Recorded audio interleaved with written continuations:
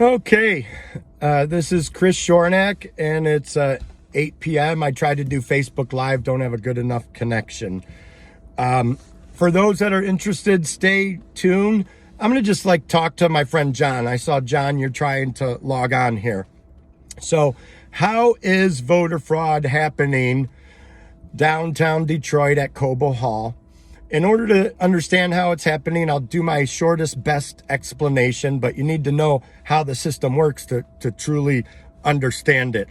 But there's at least 8,000 votes that are just so skeptical. They're bogus. They're bogus. Those votes should not count. That's ballot harvesting. They just make them up and they shove them in. And I got two things to compare it to. First, I have to tell you, this is my opinion.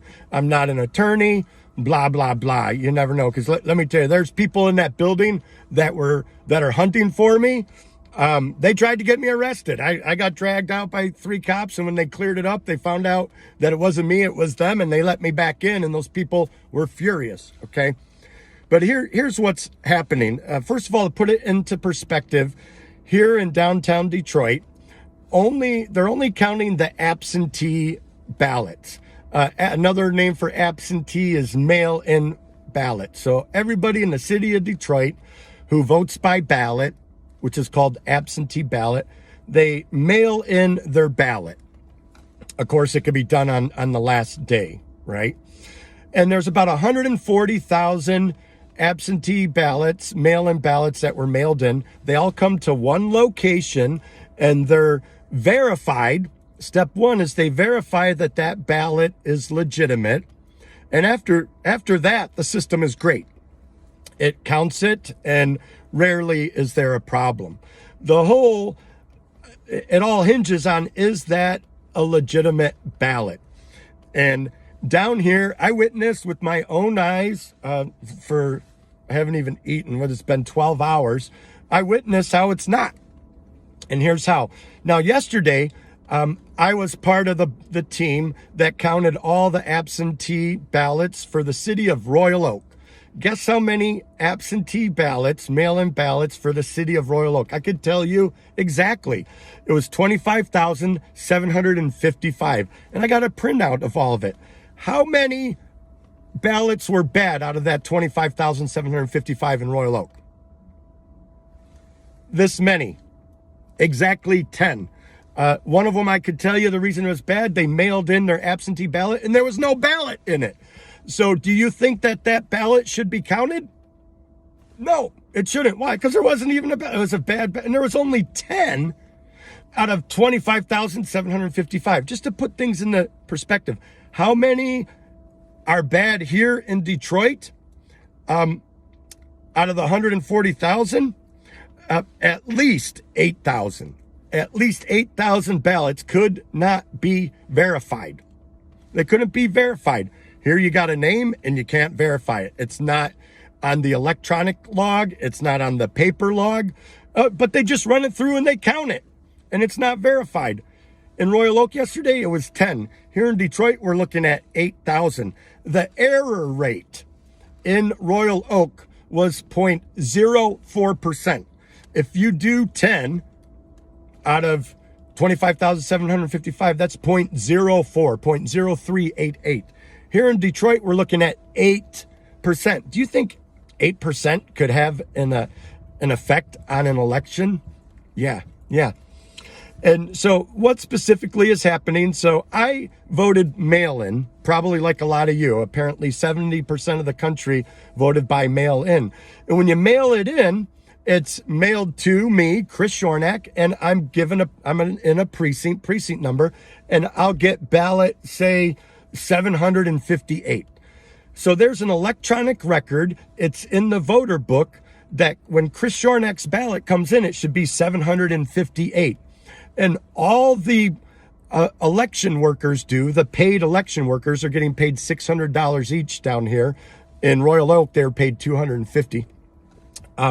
All the election person does here at the table is they go, look, here's Chris Schornak's ballot. Let's check it on the computer and make sure it's the right number. 768, good. Count that ballot. And then the process goes really, really smooth. But what happens when that ballot comes in here in Detroit and they got Chris Schornak and it says ballot 758 and the computer says, no, he should have ballot 340. Or there's no Chris Schornak in the computer. Well, that's okay, because maybe Chris Schornak just registered to vote on Monday or Tuesday, which you could do in Michigan. As crazy as that sounds. So they have a paper log, and they look in that paper log, and they go, where's Chris Schornak's name? His name's not in the paper log, and it's not in the electronic log. That vote has to be rejected. I'm looking you in the eyes. I'm telling you, I watched it with my own eyes down here. That didn't happen. They would still count that vote. That's called ballot harvesting. That's called an invalid vote. And that, I hope I explained that well, is the voter fraud that's happening here in Detroit. It's crazy. It's insane. So each counting board, there's 140 counting boards in there. Really, I think there's 138. So don't say, oh, Chris, you're wrong. There's only 138 and there's 140. I'm trying to make the numbers easy and comprehensible to understand, like, how is it happening? By the way, when I say 8%, that's just like on the low end. That's what I observed, because whenever we would, us poll challengers, we would try to challenge that vote. I've never been treated so bad. They just make up lies. Two ladies said, he threatened me. He threatened to shoot me. He threatened to shoot me. And here's what I said. I'm standing there saying, hey, that ballot doesn't match, and I would like to challenge that ballot. And it's real easy to challenge. All they do is they put a electronic note. They go click on the computer and they go, this ballot is being challenged as not valid. That's it. This ballot is being challenged as invalid. And then I write it up and I turn in my form, and they've got it in their computer system. They refused to do that. They refused to do that. I'm like, I'm sorry, you can't refuse to do that. And we're not picking on the poll workers. They're just doing their job. They're just doing their job. And listen, there's going to be a very small percent come in that need to be rectified and finished, but ultimately some of them aren't good enough and can't make it. So these lady goes, well, I say you can't challenge. I said, you can. And so I said, listen, I have a Second Amendment right to speak just like you do. Second Amendment? What, are you threatening to shoot me? I said, I'm sorry, I meant First Amendment right to speak. And so they go get 3 police officers, and they come over and they sequester and arrest me. And then we talk it out, and the police officers roll their eyes and let me go back in. But I mean, these are dirty, dirty, filthy Democrats. Are all Democrats dirty and filthy? No. The ones in there, filthy, dirty. And you could talk to 100 other poll workers like me. I'm not even registered as a Republican. I went in with the nonpartisan Thomas More Law Society, and they're giving me hell. They're like, how dare you challenge anything? And half of those people in there don't even know how the election process works. It's a good process, folks. It's not complicated. People who like systems, checks and balances, has a really good system. But the gatekeeper is, you don't go past the gate unless you can verify that ballot. And I'm telling you, there's at least 8,000 ballots that are not verifiable, and they're just shoving them through.